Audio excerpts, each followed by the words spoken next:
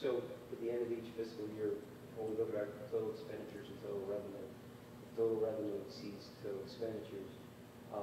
We have two places that, since I've been here, that we've been placing those unused funds. The vast majority have went to the committee for the capital project. That's what we use to fund all the projects that Jeff and Dewey bring to you. The capital projects improvement. And then that other place it can go is to fund the general fund balance. You can either commit it or put it in uncommitted fund balance. So the only thing that's limited is the uncommitted fund balance or unassigned fund balance, and it's limited to 8% of your budget. So if our budget's $137 million, our limit is 8% of that number, whatever that is. So that's, and then each school district, based on their budget size, limit goes from 8% to 13%. But anybody, I think, over, I think it's a $19 million budget, is capped at 8%. So the lower districts can keep more. So to me, I wouldn't mind, using some of that uncommitted since we're so high with what we have. Definitely wouldn't want to ask taxpayers to, when I have all this money in my pocket, to ask people to pay more money. But I think even when you're talking about prioritizing things, I would pull out the part-time security officers because they're already here, right? So to me, those aren't things that we can. They're here, but they're not in the budget yet. They're not in the, No, yeah, but it's not as if we can't, but we can't not keep them. Like, if we take them out of this budget, then that's saying that we're not going to keep Correct. them. So that's why I'm saying, to me, it doesn't seem like that's a good option. We already have- You're saying they have to stay? Yeah, Okay, I misunderstood Yeah. you. so, because they're literally standing outside at the door right now, so. Other than that, yeah, we can take a look at prioritizing things again, but, as we already discussed, all the elementary stuff is kind of as a unit, so if one goes, they all go, which is, fine, but just keep that in mind. And the community survey wasn't, proven for a dog, not priority, the education. So I don't think we want to touch I don't think we want to go after our programs. The community seems to be supportive. Okay, I'll put my opinion out there. I think we can pull from fund balance. I think we have a very healthy fund balance. And I recall last year, Sean, did we have like a $3 million at the end of our fiscal year in revenue as opposed to our expenditures, and that's where we put it in capital.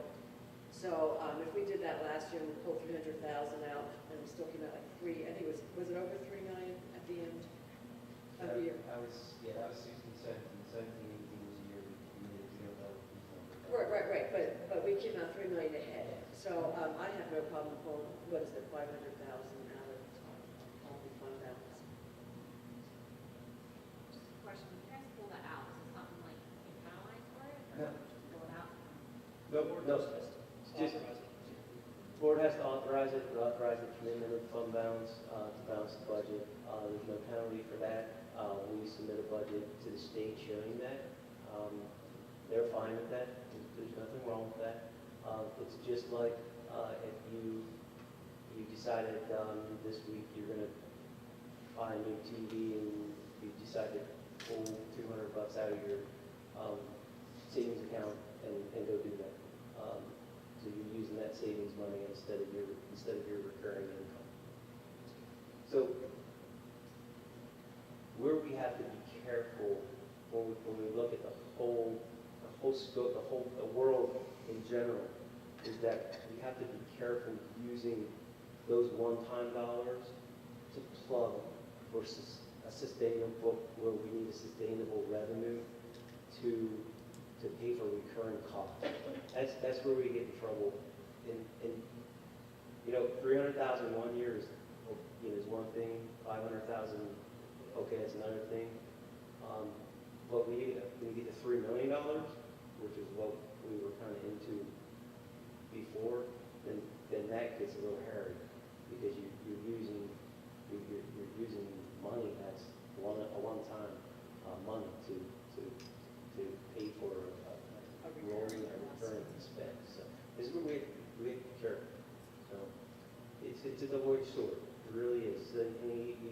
shouldn't have so much money in our savings account, but, you know, it only takes one really bad thing to happen to eat that money. I was just saying, what do you usually use it for when you start, like, what would you, I guess, in the situation of these, or teaser, or? Fund balance helps us a great deal with cash flow. It helps sustain our cash flow throughout the year. It helps us be able to invest and have an income from interest earnings. It helps us because, you know, we get our money in chunks in various places throughout. It doesn't all come evenly. It doesn't all, you know, come at once. At the end of the year, we'll get a large part of our state funding, but we've already spent most of that money. So this, the fund balance helps us maintain that. You know, we have a healthy capital projects fund, and we have that, and we put the money in there so that we don't have to borrow money to do these capital projects. Because if we were borrowing money and paying 4 or 5% interest, you know, in the end, you pay for it 1.25 times, 1.5 times until you pay it all off. So, you know, we're very lucky that we don't have to go to the bank and borrow money every time we want to fix a roof or replace a field or those things. We're very lucky we have that money set aside. So that's what we use those dollars for. The district years ago decided to put money aside for PZERS. And that's good, but I always had a problem with that concept, just myself, because PZERS to me is a recurring expense. Every year it's there, and every year for the last 10 years or 15 years, it's been increasing. So you have to keep up your budget each year to that, and you have to put a sustainable revenue source in to pay for that, because it's always going to go up. And so plugging that hole with an unsustainable resource just makes that program, that problem even bigger when you do fall off that cliff and you run out of money. So it's okay. It's okay to do what you're talking about doing it, but you have to, everything comes with a limit. You just have to be careful that you don't take it too far. Because you are limited every year to the amount of taxes you can increase by Act 1. And if you don't take that, it's not like you could come back the next year and get that. It's once and done. Once it's gone, you can never regain that. That 3 mils this year, if the board doesn't put that in place, we can never recapture that 3 mils. Next year, we'll get a new index number, and whatever that might be, say that might be 2 mils. But we can never go back and get that 3 mils that the board didn't take. So that is the one harm of Act 1. It really limits your ability to make up in the future what you've lost. But it does make districts hold their taxes down. It limits the ability to raise taxes. But it also sometimes forces districts to increase taxes, maybe when they don't need it, just because they can't get it later, because they might have something they know is coming down the road.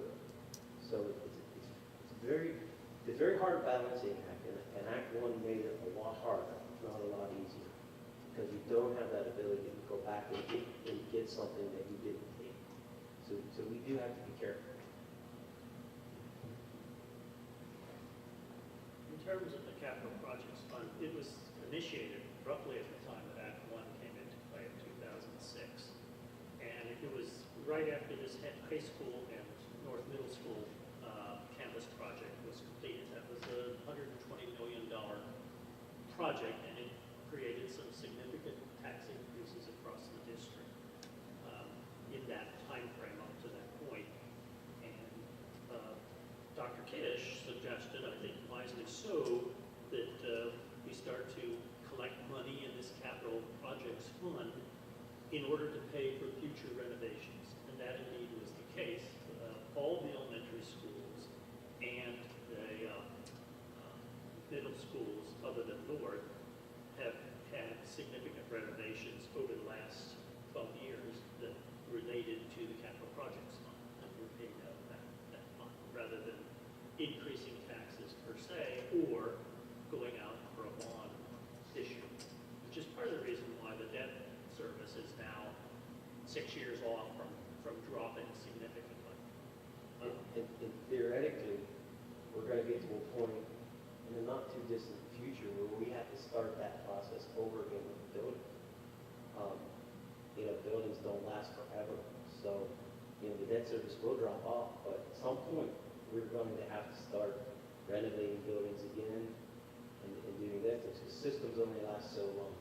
So part of capital projects is planning for those type of things, putting money aside for those type of things. If you're wealthy enough to do that, some districts don't have any. And doing that allows you to pay for some of those things down the road without borrowing money and basically paying for it twice. Because some of those long, 30-year bond issues or 20-year bond issues, you end up paying very close to the amount of interest that your principal is. So, you look at your mortgage statement, and when you've got your mortgage, and remember that principal number, you remember how much that interest number was? Now take that times 10 million, 20 million, 30 million, take 60 million if we have to build a building. It's a lot of money to pay in interest. So doing these type of things sometimes frustrates people, and sometimes, people don't like that. They think, you're squirreling away money, but you're planning for the future, and you're actually trying to save money in the future by doing these type of things as a school board. So it is a balancing act, and you are trying to plan for the future, and you're trying to take care not only now, but you're trying to take care of down the road. And when we have to renovate this baby, it's not going to be 10 million. I mean, I appreciate all of that, you do have to have money set aside, and I think the district did a really good job with making it so we wouldn't have to borrow money. But, there is a limit to how much you can just sock away. But Jeff, I was wondering if we had that study done and it told us what the lifetime was in our buildings, or how much life, is it the percentage of life left in our buildings? How did that go? The only thing I remember is when we did the original feasibility study, then we came back and said, this building's worth that much and it needs this much renovations. I think only one building came in where the expense was higher than they recommended, but building life, our buildings will last forever if we take care of it. Yeah. But going back a little bit, so the roof on the high school is 12 years old. It's probably a 30-year roof, could be a 20 or 25, but in another 12 years, you could be looking at 5, 6 million. Is it possible to get, not everything, but, sort of an idea, like these are the kinds of things that we might be? Well, we have that. Megan was talking about that a little bit. So we came to you with a 3-year plan. I think we're going to revise that and look out to 6 years. Yeah. To what the deficits are and see what we can do. We really are in very good shape, but you can't stop. No. There's still roofs out there. Daimler and Seiler were not part of the renovations.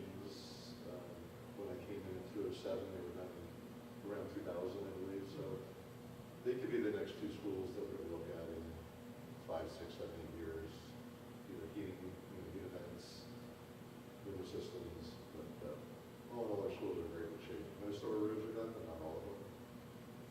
Heating systems are in good shape, but you can't stop. So yeah, we're going to look at that. And where we were spending maybe $5 million, $4 million on an average for the last 12 years in renovations could now go $2 or $3 million for the next couple of years. But yeah, we can bring those to. And then what do you think would be, how our population of students is supposed to be going down? What about I'm thinking, so we would have theoretically fewer students to have to pay for, but what about our overall population? We didn't get that number. Like the people that are going to be paying the taxes. I'm just thinking, is our money going to also shrink so that the buildings, we wouldn't be able to keep them up as well? Has to be making any sense.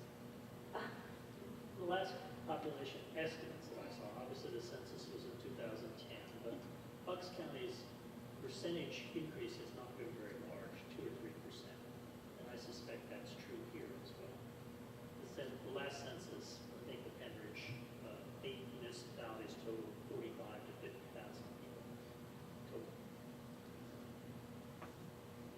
that doesn't really answer your question, I'm sorry, but that's as No, much as I my can question answer wasn't your even question. clear. I don't know, I'm trying to think.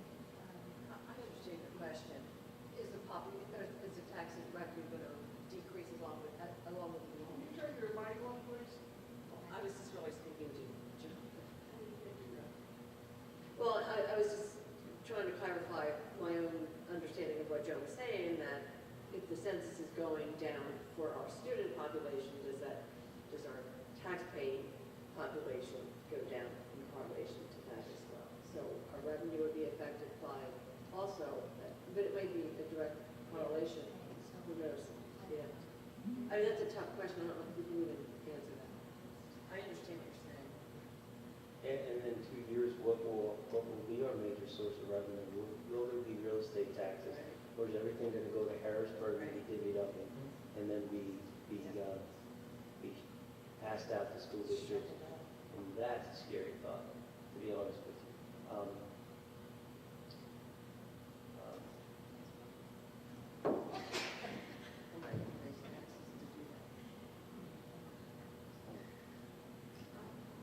So any other comments or questions tonight for this meeting? Not, we'll go to public comment. Mrs. Furlong?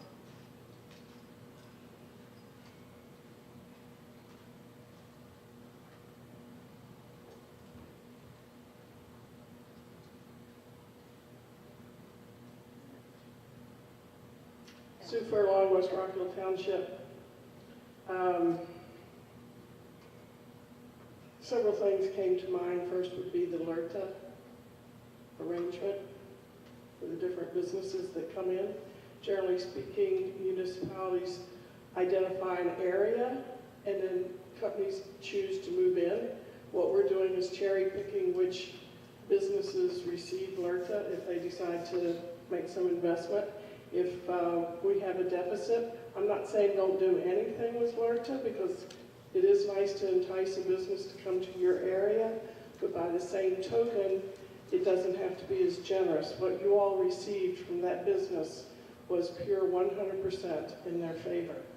It wasn't half and half, and even the payback on the taxes at the 10, 20, 30, 40, 50 puts all of the burden on the school district that when you finally get your portion, it's with 6, 7, 8, 9 year worth of inflation. So your value is less. I would also look at your fund balances. They are very high. And I would take a couple of different approaches and look and see how you can maximize the value. First of all, I would, you've got a fund balance here and you've got debt where you're paying interest over here. Maybe some of that fund balance should be used to pay off existing debt so that you don't have the interest expense. And then your budget would be balanced because you have less interest expense. Or look at your PSER fund, divide that out over the next 6 years, because then your debt service drops off by $10 million a year, and you can repurpose that money towards paying PSERs. You just need to get yourself across those 6 years, and we've got fund balances that are fairly high. And use that PSER money, at least divided by 6, and then get yourself to the point where now you have a much lower debt service, and you don't have to raise taxes. You don't have the debt expense. And that would be a way to use that PSER balance to alleviate the taxes, and when you get 6 years out, you don't have your debt service, and so you've offset debt service with PSERs. And you're not hurting anything. You're not raising taxes. You're just substituting where those funds go. I think that's a reasonable approach. The other problem that you have is that you're not utilizing your study on your building utilization. You're running at about 60 or 70% instead of 85, which is recommended by the state. And I have spoken with them, just so you know where I got my facts. I did speak with people down in Harrisburg, and I can give you names. So it would be like a hotel trying to make a profit at a 60% occupancy rate, instead of an 85% occupancy rate. You need to take into account that you're losing 500 students in the next 5 years. And it starts now. Okay, we've already lost 220 over the last 4 years. I don't see that savings incorporated in here because, you know, I guess, you know, maybe we're the teacher hiring association or something like that. You need to economize your classroom space. Perhaps you could even take the, quite frankly, when I've looked at the numbers, and I'll be glad to share them with you, when you go up to the recommended efficiency rate of your building to 85%, we have an extra building, and we could repurpose that and use it for bringing some of these kids back on our campus by offering services in that freed up building. And so we could generate, or we could either avoid costs or perhaps even generate revenues if we service nearby schools. But you are running at an efficiency rate that put other businesses out of business. And the way you can do it is you just sign a budget and raise taxes. If you were a private enterprise, you would be efficiently run, or you would be out of business. So you need to look at your building utilization study. You need to raise your efficiency for each building up to 85% on your enrollment, and you will find money falling, even in that study, to close one of the schools, which was one of its recommendations, would save you, I think it was around $2 million a year. So don't ask the taxpayers to pay for your inefficiency. Thank you. Thank you. Seeing no one else.